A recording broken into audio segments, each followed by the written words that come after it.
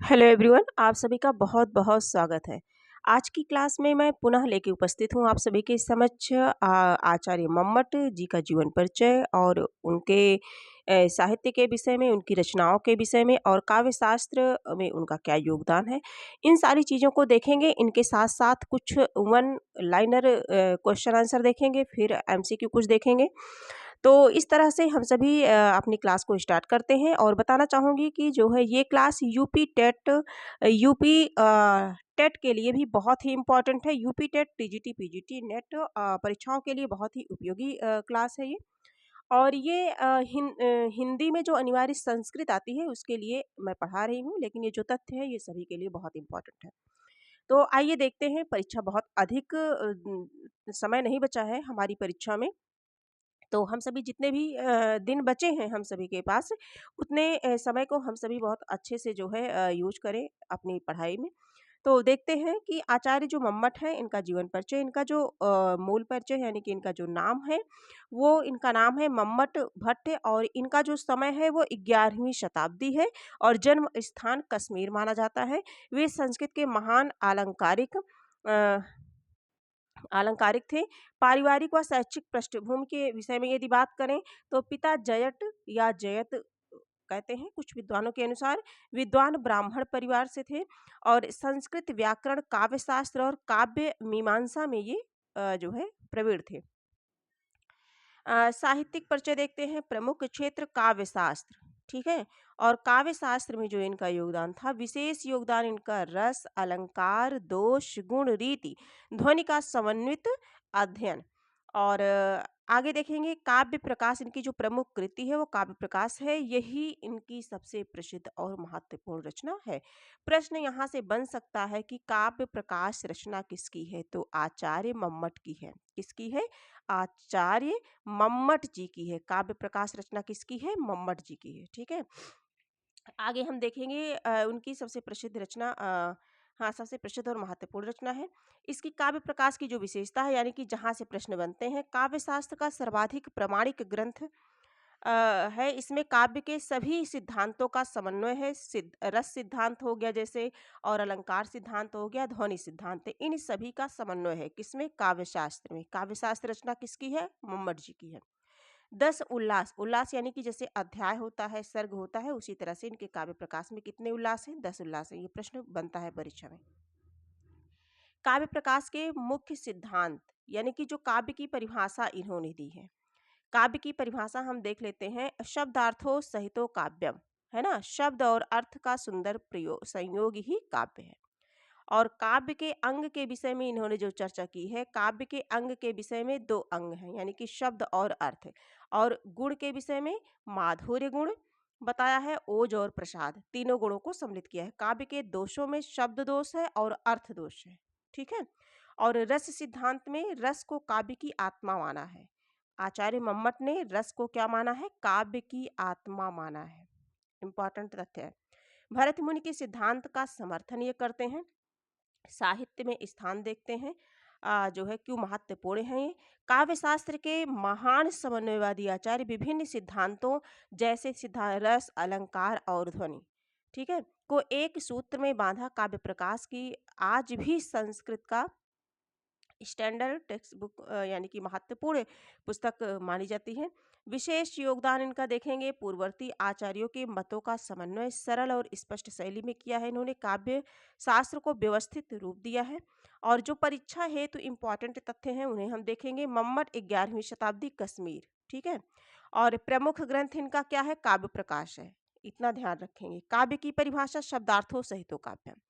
काव्य प्रकाश में कितने उल्लास हैं? तो 10 उल्लास हैं। काव्य को रस को काव्य की आत्मा किसने माना है? आचार्य मम्मट ने। ये परीक्षा है तो इम्पॉर्टेंट तथ्य हैं। आगे हम सभी देखेंगे। समन्वयवादी आचार्य हैं ये। और मम्मट का काव्य प्रयोजन देखेंगे, है ना। काव्य प्रयोजन देखेंगे इनका। मम्मट ने अपने प्रसिद्ध ग्रंथ काव्य प्रकाश में काव्य के प्रयोजन, प्रयोजन का मतलब यानी कि उद्देश्य बताए हैं। और एक श्लोक है, बहुत चर्चित है, हम सभी इसे पहले पढ़ भी चुके हैं, है ना। लेकिन देखते हैं। काव्यम यशसे अर्थ कृते व्यवहार विदे शिवेतर छते और सद्यः परिनिवृत्ते कांता संबित उपदेश युजे। यह श्लोक परीक्षा में सबसे ज़्यादा पूछा जाता है, ठीक है। अगर बनता है तो ये जरूर बनता है। काव्य के प्रयोजन देखेंगे, इसका एक्सप्लेन करेंगे। इसका मतलब होता है जैसे यश से, यानी कि यश प्राप्ति के लिए। काव्य से कवि को यश प्रसिद्धि मिलती है। काव्य से कवि को क्या मिलती है? यश प्रसिद्धि मिलती है। यश से अ, अर्थ कृते, यानी कि धन की प्राप्ति होती है काव्य से। और है काव्य से आर्थिक लाभ भी होता है। व्यवहार विदे, यानी कि व्यवहार ज्ञान के लिए, है ना। काव्य से जीवन व्यवहार की शिक्षा मिलती है। और चौथा है शिवेतर क्षत, यानी कि अनिष्ट से रक्षा होती है काव्य से, है ना। काव्य जो है अशुभ अनर्थ से बचाता है हमें। नैतिकता और सदाचार सिखाता है, ठीक है।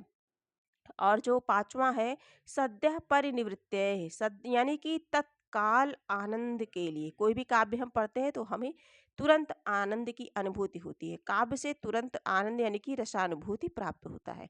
यही सबसे महत्वपूर्ण प्रयोजन माना जाता है। और 6 है कांता सम्मित उपदेश युजे, यानी कि प्रियतमा के समान उपदेश देता है। काव्य जो है मधुर रूप में शिक्षा देता है, जैसे प्रिय व्यक्ति समझता है। देखेंगे हम सभी जो एक ट्रिक है, ट्रिक के माध्यम से देखेंगे। यशस्वी का मतलब, यानी कि अर्थ, व्यवहार, रक्षा, आनंद, उपदेश। 1 2 3 4 5 6, है ना। ये क्या है? 6 काव्य प्रयोजन बताए हैं। मम्मट ने कितने काव्य प्रयोजन बताए हैं? 6। और सबसे महत्वपूर्ण आनंद है ना। आनंद है। रस को काव्य की आत्मा किसने माना है? तो आचार्य मम्मट ने माना है। और काव्य मनोरंजन प्लस शिक्षा है। काव्य अप्रत्यक्ष रूप से शिक्षा देता है, ठीक है। अब हम सभी देखेंगे कुछ प्रश्न, यहाँ से प्रश्न कैसे बनेंगे। ये जितने भी टॉपिक इसमें रखे गए हैं, एक एक लाइन इसकी बहुत ही इम्पॉर्टेंट है। और कहाँ आपको ज़्यादा ध्यान देना है, ज़्यादा फोकस करना है, वो भी मैंने जो है ये हिंट्स दे दिया है ना। आगे हम सभी देखेंगे वन लाइनर के माध्यम से देखेंगे अपने प्रश्नों को, जिससे हमें ये याद हो जाए, ठीक है। ये थोड़ा सा जैसे लगता है कि टफ है, लेकिन जिस तरह से हम लोग पढ़ रहे हैं इस तरह से हम सभी को याद हो जाएगा। पहला है काव्यम यशसे, श्लोक किससे संबंधित है? तो ये काव्य प्रयोजन से संबंधित है। मम्मट के अनुसार काव्य का प्रमुख प्रयोजन क्या है? तो सद्य परिनिवृत्ति, मतलब आनंद। कांता सम्मित उपदेश, ये उपदेश का अर्थ क्या है? कांता सम्मित उपदेश का, यानी कि मधुर रूप में उपदेश, ठीक है।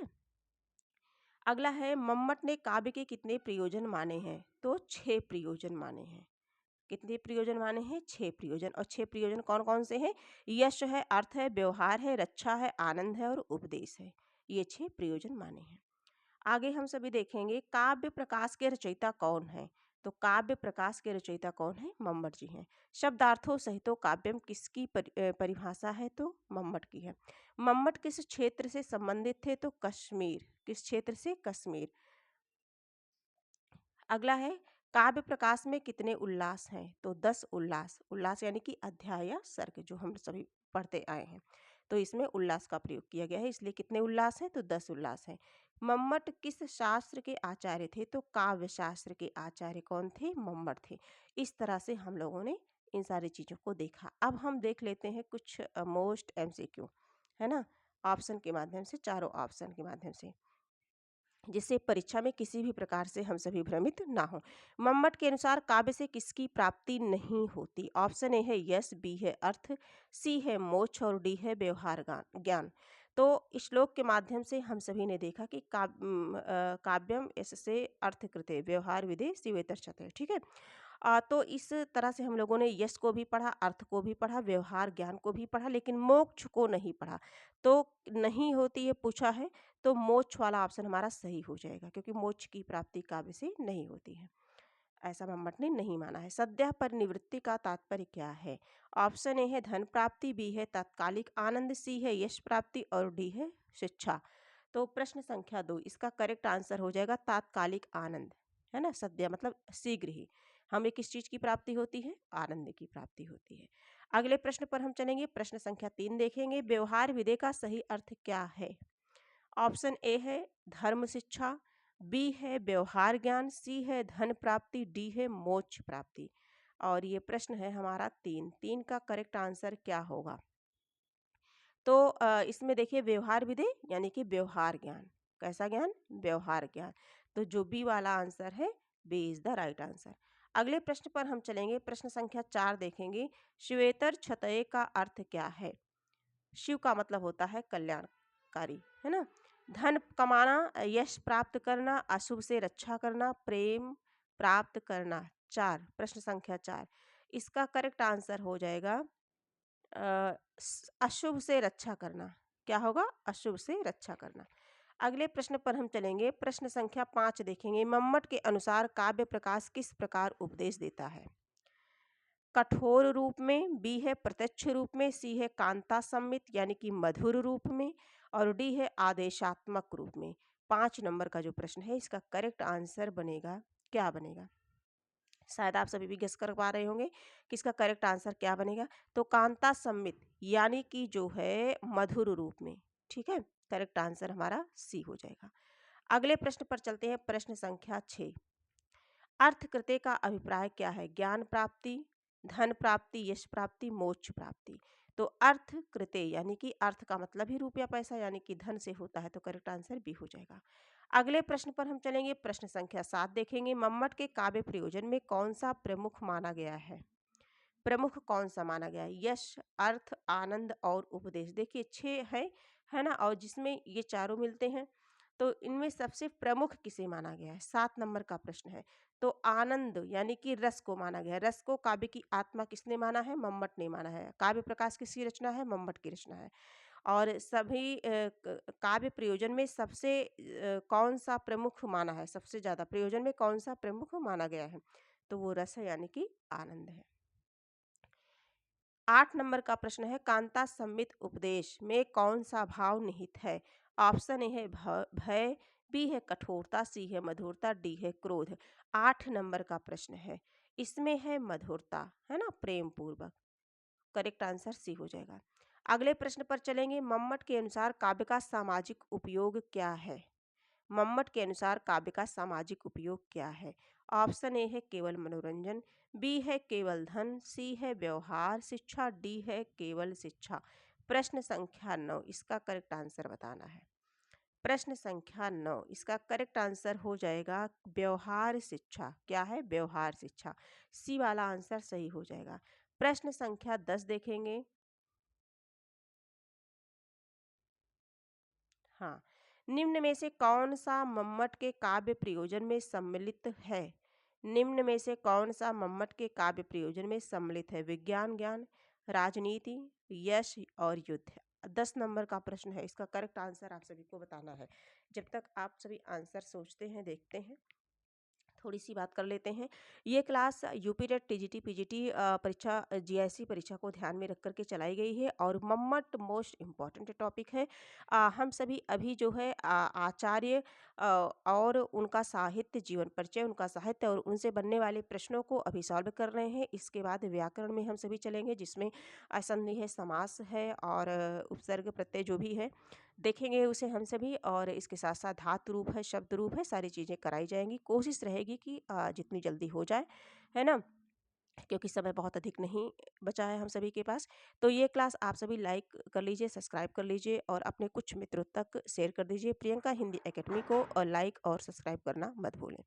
और कमेंट में अपने सुझाव अवश्य लिखें और 10 प्रश्नों में से आपके कितने सही होते हैं आप कमेंट में ज़रूर बताएं।